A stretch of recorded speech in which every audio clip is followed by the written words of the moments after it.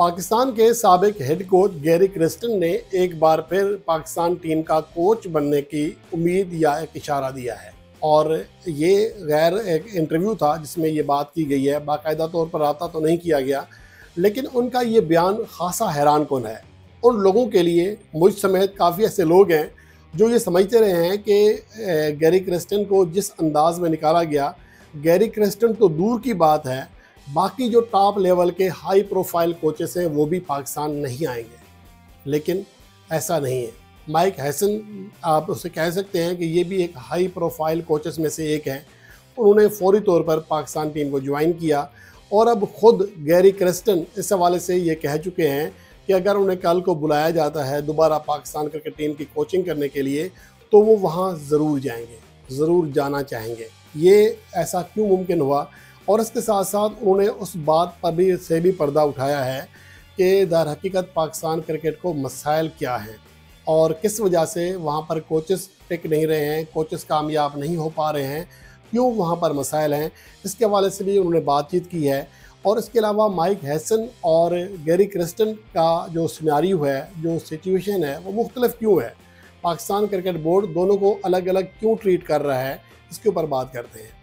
पहली बात तो ये है कि गैरी क्रिस्टन ने वही चीज़ सामने रखी है जो हम शुरू दिन से, जब से उन्होंने रिज़ाइन किया तब से हम आपके लिए कह रहे हैं, आपके सामने ये बात रख रहे हैं कि गैरी क्रिस्टन का जो असल मसला था वो सिर्फ तनख्वाह नहीं था। वो चाहते थे कि पाकिस्तान क्रिकेट को आगे ले जाएं, उनकी कोचिंग में खेलने वाली हर टीम आगे बढ़े, और ये हर कोच का ख्वाब होता है ताकि उसकी प्रोफाइल तगड़ी हो जाए।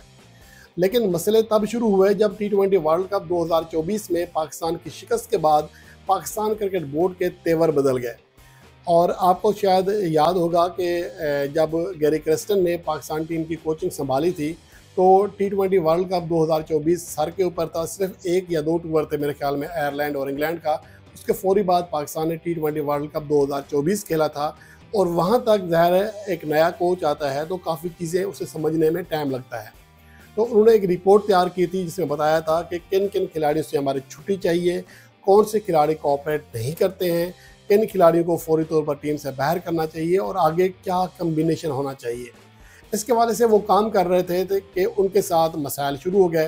पहले तो उनका सिलेक्शन में अमल दखल ख़त्म कर दिया गया। उन्हें कहा गया कि आप ये नहीं कह सकते कि किसको खिलाना है, किसको ड्रॉप करना है। आपको जो टीम दी जाएगी आपने उसी के साथ आगे बढ़ना है।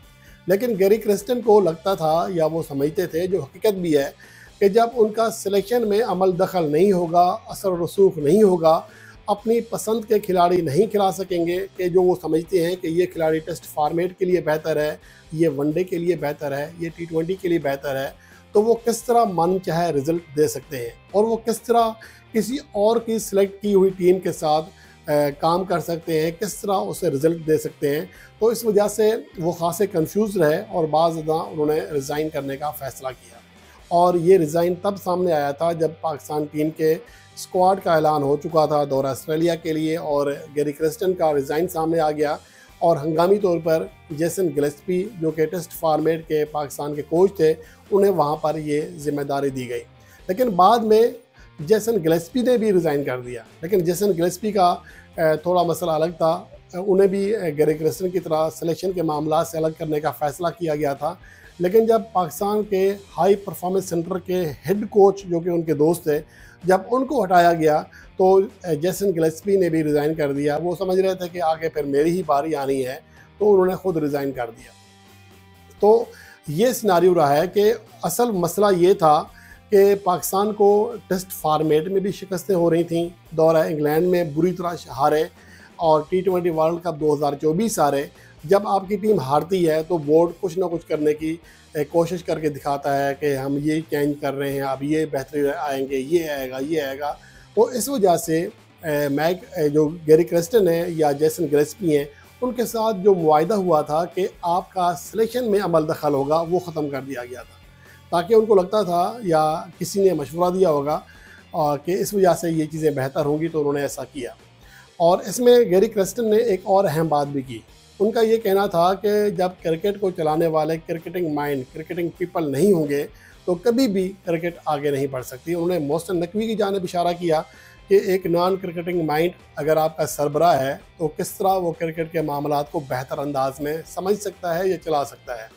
तो इसी का उन्होंने इशारा दिया कि अगर बेहतर माहौल में उन्हें दोबारा पाकिस्तान की कोचिंग की ऑफ़र की गई तो वो कबूल कर लेंगे, यानी कि वो मोहसिन नकवी जैसे किरदारों के होते हुए दोबारा पाकिस्तान के कोच नहीं बनेंगे। अलबत्ता उन्हें लगा कि अब क्रिकेटिंग माइंड ऊपर बैठे हुए हैं, क्रिकेट को समझने वाले लोग बैठे हुए हैं, तो ये ओहदा कबूल करेंगे। ये उनकी ज़ाती राय है और बहरहाल मुझे लगता है कि ऐसा ही होना चाहिए। लेकिन बदकिस्मती से पाकिस्तान क्रिकेट में माँ सवाए इक्का दुक्का हमारे चेयरमैन बने हैं, उनका ताल्लुक तो था क्रिकेट से, वरना ज़्यादातर सियासी बुनियादों पर यहाँ पर सिलेक्शन होती है। किसी को नवाजा जाता है, किसी को ऐसी सरगर्मियों की वजह से अवार्ड दिया जाता है। नजम सेठी बन चुके हैं, ज़का अशरफ बन चुके हैं, मोहसिन नकवी बन चुके हैं। सिर्फ ये 3 नहीं है, इससे पहले भी एक लंबी फहरिस्त है। कभी चीफ जस्टिस भी पाकिस्तान क्रिकेट बोर्ड के चेयरमैन बन जाया करते थे।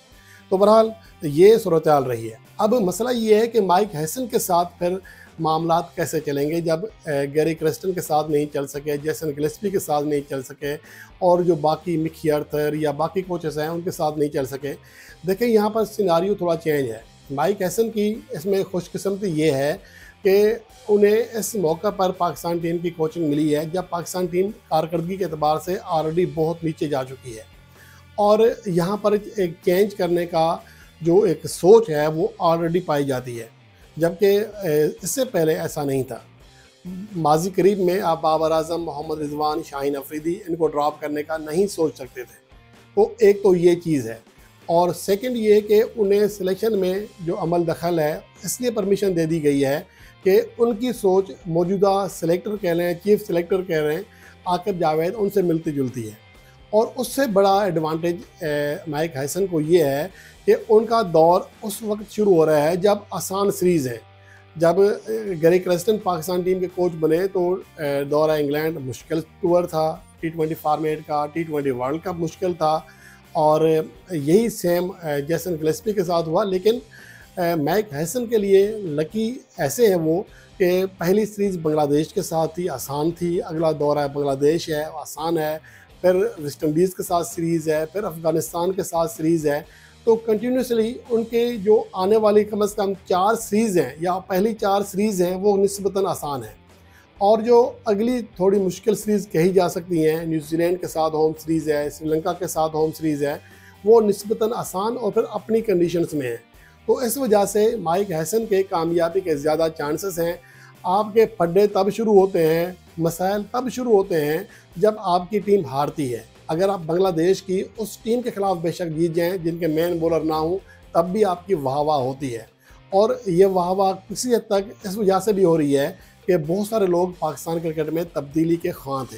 तो इस वजह से भी नौजवान टीम को और माइक हैसन को सपोर्ट किया जा रहा है।